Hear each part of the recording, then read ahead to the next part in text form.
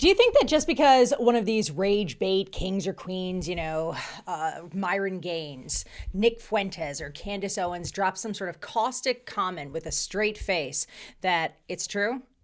Just because it's mean? Just because they didn't blink when they said it? Okay, we need to talk about that because it's a real thing. So here's what's happening, and this is a psychological pattern I've realized. And I want you to hear this clearly, what I'm saying here, okay? There are people who are perceiving harsh statements as more credible than kind ones. Automatically, without thinking about it, without processing the statements. Mean, harsh, equals truth. So it feels like objectivity, right? Objective truth. You're like, oh man, this person doesn't sugarcoat anything. You'll be like, this person's just telling me a hard truth because, the other people, they're too soft to say anything. Okay. But feeling that something is truth and being truth are two completely different things. So a confident tone is not a source of truth. Someone keeping a straight face while being blunt doesn't denote their intellectual rigor. They could be a total sociopath and just have a straight face, right? Someone who doesn't flinch when they say something cruel, all they've proven to you is that they don't flinch. That's it. Okay? So I really do wish that I could say that this wasn't a thing and I'm just randomly making a video for content, but that is not true. So somebody actually left me a comment, a guy did, in one of my videos on another channel. And he said that he asked me if I agreed with this other guy because he thought that we were similar, we spoke in a similar way, and because I don't sugarcoat anything. I didn't know who this person was, so I had to go to his page, and I'm looking at this man's videos, and I was like, is this a joke? This man is an absolute rude pig. How could anybody make such a connection? So I go back to my page and I'm looking at this young guy's comment. I'm rereading it to understand where this disconnect could have taken place. And that's where this video came from because I really started to look. Okay, so let me just give you an obvious example of how mean does not equal truth. Okay. Say somebody looks at a woman, usually Myron Gaines would have something like this, and he would look and be like, you're just a sad divorced woman at home eating ice cream, watching rom-coms. Right? You get the buzzer in the back, people are like, yeah, total win. Okay, sure. He was cold, confident, delivered it like it was a fact, and everybody cheered, right? Everybody who's his fans. Except, what if she gets an opportunity to speak and goes, okay, well, single, never been married a day in my life, lactose intolerant, and my favorite kind of movies are action films. So there's that. So that would mean that not a single thing was true. The delivery didn't change for either person, right? He was wrong on every single account, but he said it like he knew it, like it was a fact. He said it without hesitation. So it comes off as confidence, and he didn't soften it. And so to some of you watching, you'd be like, wouldn't that make it credible? No. So what would you say made it feel like it was even credible? Well, it wasn't evidence. It wasn't research. It wasn't even a good observation. It was strictly delivery. That's all it was. And we have people falling for just delivery. That's called charisma. So there are people who could simply be very charismatic. They could have taken a debate class. They could have taken drama in school. Anything that allows them to be a great speaker. And so then you're like, oh, I was duped by an actor? I do want to be clear about something because I don't believe that the boys, because it's usually boys in this arena right now, and I'm going to explain why. I don't think that they are stupid. What has happened is that they have become reactive to something that we've had in our past here. So what we have seen here is unanchored emotion online for years. There is the fallacy that men are logical and women are emotional. Well, we're humans. All people show emotions, and we have had unbridled emotion for years. We have had, yes, young women, especially spiraling out of control online, crying over social media platforms and just shutting down online. Just an enormous wave of emotions that nobody really needed to see, especially for things that don't hold the same gravity or the same weight of the words that are coming out of their mouth. So feeling devastated over things that genuinely do not warrant devastation. And one of our biggest problems is emotions that are completely disconnected from reality.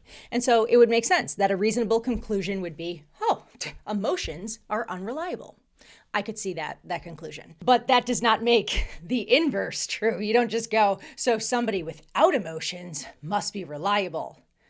No. No.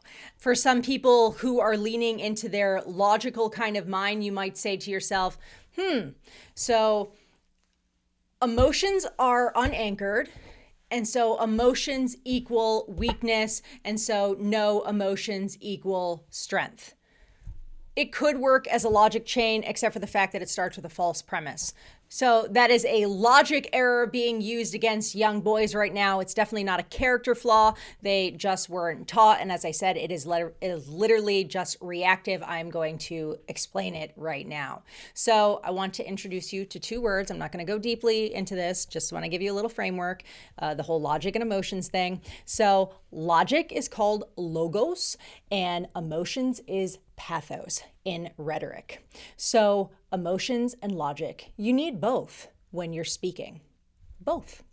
So logic can give you a very sound argument. You shouldn't ever have emotions in a logical argument because that would be called an appeal to emotion, and your emotions do not change a logic strand going up to truth.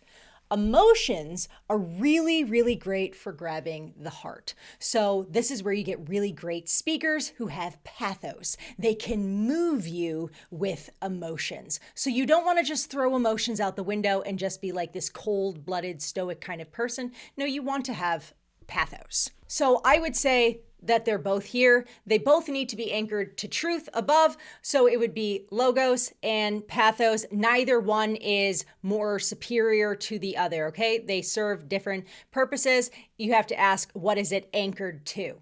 So there are appropriate displays of emotion. Let me just give you examples, okay? So if somebody is crying over the death of somebody that they love, that is emotion that is anchored to a real loss. Would you look at that person and say, man, they're just overly emotional? No, that grief, that emotion is appropriate to the event that took place, okay? That is human. There is absolutely nothing weak about that. Weeping because maybe a social media app got shut down that you spend 3 hours a day on, that would be a total epic mental systems failure. That is emotion that has no anchor. That is a disconnect from reality. And if you looked at that person and said so, you would be correct. Okay, so you can see the difference. Two examples of emotion. One is appropriate. It is anchored to reality. It is an appropriate response, such as grief, to an event. The other one is a totally disproportionate display of emotion towards an event. Okay, so here is what most creators will not tell you, though. Okay, they will not tell you that unanchored logic is just as dangerous as unanchored emotion. Okay, so you can be completely calm, completely unbothered, and be 100% wrong about every single thing that you just said. It has to do with what the logos or the pathos is anchored to, not the temperature or the tone of your delivery or the person's delivery. Okay, so I need you to lean in and catch this, okay? Because this is the part that really should bother you. All of social media is not really working on logos logic. It's really working on your pathos.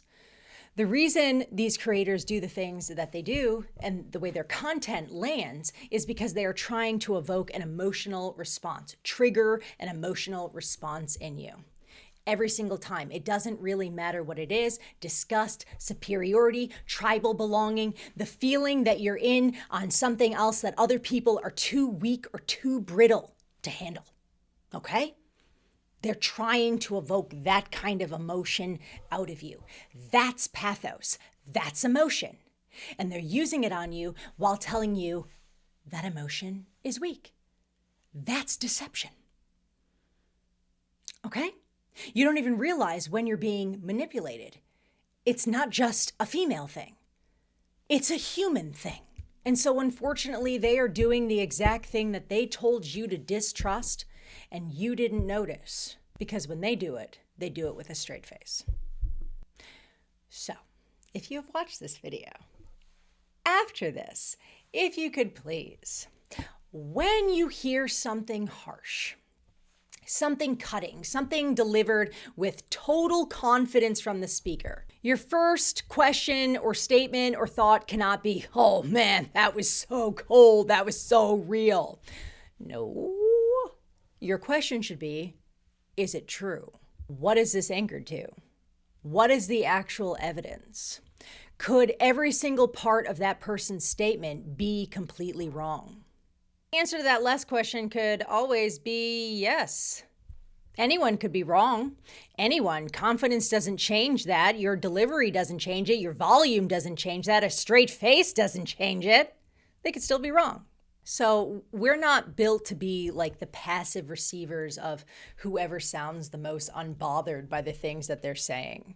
Okay, we were built to think, not just be passive consumers. And thinking is not soft, it's not emotional. That is a standard. I know critical thinking has really gone out the window and we like to be passive receivers these days? We do, but that's very dangerous, especially in a time like now. People are gravitating towards people who are great speakers. And just because somebody has charisma does not mean that you should follow them. Okay? One of the most dangerous people in the entire world was Adolf Hitler, and he was a great speaker. Okay? The reason I'm talking about this is not because I think everybody's just gullible. I believe that the younger generation especially was not given this kind of information. Nobody taught it to them. Nobody sat down and said, look, this is how you evaluate a claim. Here's the difference between delivery and truth. And here's why emotions aren't the enemy. They just need an anchor. I really believe that most people have not told anybody that. Emotions are fantastic. They make us feel and come alive. You don't want to live in a world where there are no emotions because you will not even feel the human experience anymore. They just need to be anchored to something valid, truth. Okay?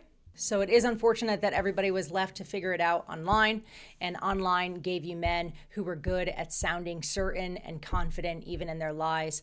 That is not guidance. They are just performing as well. Now, you know the difference. Me on the floor, and let's see what you can do. Is it just for show? Say, girl, can that body move? Back up and